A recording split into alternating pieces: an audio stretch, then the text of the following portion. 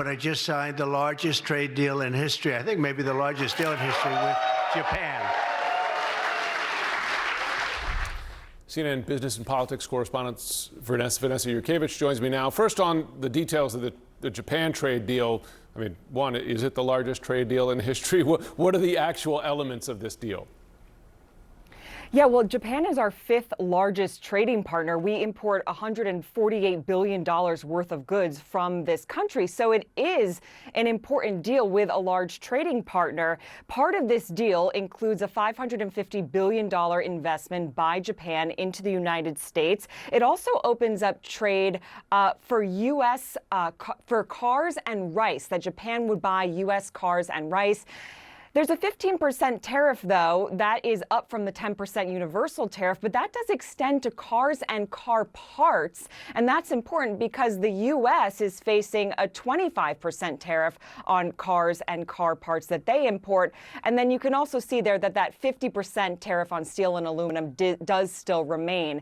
But important to point out that we are hearing from the big three U.S. car manufacturers, GM, Ford, and Stellantis, through the American Automotive Policy Council, which is calling this Japan deal at first glance a bad deal. And here's why. I want to read part of what the president of this organization, Matt Blunt, told us. He said that any deal that charges a lower tariff for, Japanese imports with virtually no U.S. content than the tariff imposed on North American-built vehicles with high U.S. content is a bad deal for U.S. industry and the U.S. auto workers. And as I mentioned, the the American car makers, they import a lot of cars and car parts fully assembled and manufactured in Canada and Mexico, and they are paying that 25% tariff. That is why they believe that this deal with Japan, with the United States and Japan, is unfair because they are getting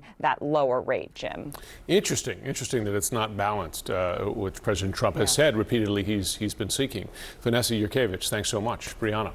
Let's get some perspective now from a union leader. We're joined by Tony Toddy, who is the president of United Auto Workers Local 14 in Toledo, Ohio. He represents GM employees. Tony, great to see you again. The UAW is generally supportive of auto tariffs on foreign cars coming into the U.S. Now we'll see Japan with a lower tariff under this agreement. How do you expect that to hurt auto jobs?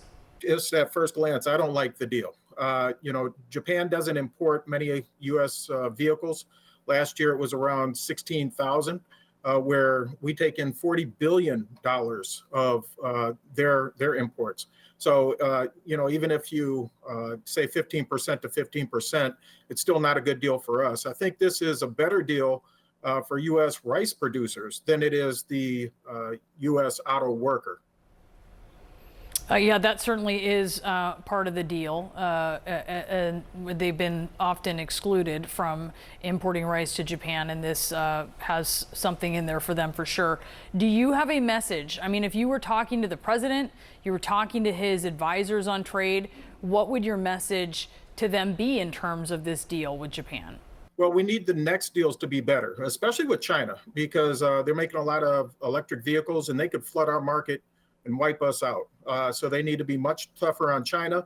And, we're worried about the Mexico-Canada deal. This is essentially setting the bar very low at 15%, and that could set the bar for them. We don't like that. And we look at the health of the companies. 10 to 20% of our big three salaries come from profit sharing. And when you look at Stellantis, who reported negative numbers, they're not going to receive that strong profit sharing check next year. So that plays into it as well. We actually need a strong trade deal because these tariffs could go away overnight. We need to replace it with a deal, but it needs to be better than the Japanese deal. GM says the current tariffs on cars and auto parts made mainly in Canada and Mexico cost them $1 billion in the second quarter, and it's expecting tariffs to cost them between $4 to $5 billion by the end of the year. Do you have any concerns about that hit to GM's bottom line? You mentioned the profit sharing there. How could that affect auto jobs? Well, fortunately for us, General Motors is doing a good job of reinvesting into the U.S. market. They just recently announced $4 billion of new investment. Stellantis is bringing back the Belvidere facility that'll be up in 2017, up and running, I believe. And here in Toledo, we just received a $200 million investment to increase our capacity for our popular selling trucks. So that's all good. And we're working with General Motors as the UAW to make more investments. So that's a good thing. And I think that's because some of the tariffs are incentivizing the work to come back here. We're only 5 to 6% of the cost of the vehicle. And when you think about that and the high tariffs that you have to pay, it just makes more sense to bring the work back. So we're advocating for the administration to make better deals with China, especially, and Mexico and Canada. So GM said it has no immediate plans to hike car prices specifically to cover the costs that are associated with the tariffs. Do you expect the auto companies to just keep eating the cost of these tariffs? Well, with the cost of vehicles at an all-time high, I don't see how you could pass it on to the consumer without impacting the equilibrium point, and it'll start to decrease sales. The quicker we get to a good trade deal where everybody understands the rules of engagement, the better off we are. But this was going to be disruptive, and they need to start bringing product back to this country. This is the largest auto market in the world, and the barriers for entry need to be much higher to these countries. Tony Toddy, thank you so much. Really appreciate you being with us. Donald Trump unveiling a new U.S. trade agreement with Japan just days before steep tariffs are set to kick in.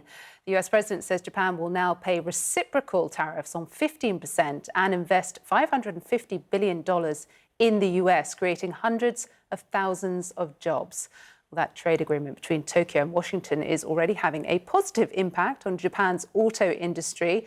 The Nikkei closed up about 3.5%. That's due in part to a surge in shares of Japanese automakers. Shares of Toyota surged by 14%. So what we want to know is who got the better deal, the US or Japan? Joining me now is Eswar Prasad. He's a senior fellow with the Brookings Institution. Great to have you with us. I don't want to preempt your answer here, but I think when you consider that Japan are now worse off than the 10% levy they were paying before, it's a complex question. Who do you think got the better deal? It certainly seems like the Trump administration got the US a bit of a win here. Because what has happened is that you're going to end up in a regime where American car manufacturers are going to be to some extent protected from Japanese competition. But Japan hasn't given, Japan is giving the US access to its markets for cars, rice, and so on. And it doesn't look like the Trump administration gave up very much. Japan has also, as you pointed out, agreed to invest in the US. But for Japan, it is a partial win because one thing that was clouding economic prospects for Japan was the prospect of 25% tariffs on its imports to the US. And certainly 15% is better than 25%. But more importantly, this takes away some of the uncertainty surrounding Japanese exports to the US. And certainly Japan, at a time of low growth and low domestic demand, needs the US market. Yeah, but it turns out, doesn't it, that 25% was just a threat all along. I mean, is this evidence that Trump's aggressive approach is getting results? If one were to view these agreements that seem to be coming into focus and what tariffs are being applied on US imports from the rest of the world versus US exports to the rest of the world, it certainly sounds like Trump and his team are winning. But the big question still remains whether it's going to deliver, as many jobs as Trump says it's going to deliver to the US, and also about who is paying these tariffs. All the evidence so far suggests that foreign manufacturers are not really cutting prices in order to account for the tariffs. It's American importers and perhaps even American consumers who are going to be paying the prices. So yes, a win if you look at the outcome in terms of tariffs, but certainly not a clear win for US consumers or businesses. That's a very good point, because I think the broader picture of the economy in the US is concerning. The US dollar is continuing to sink. The economy is stagnant. But look, we have a dozen other tariff decisions still to come, deals to be set, most notably Europe and China, of course. Is the Japan deal perhaps an indication that Trump may not be willing to push his biggest trading partners as far as he claims?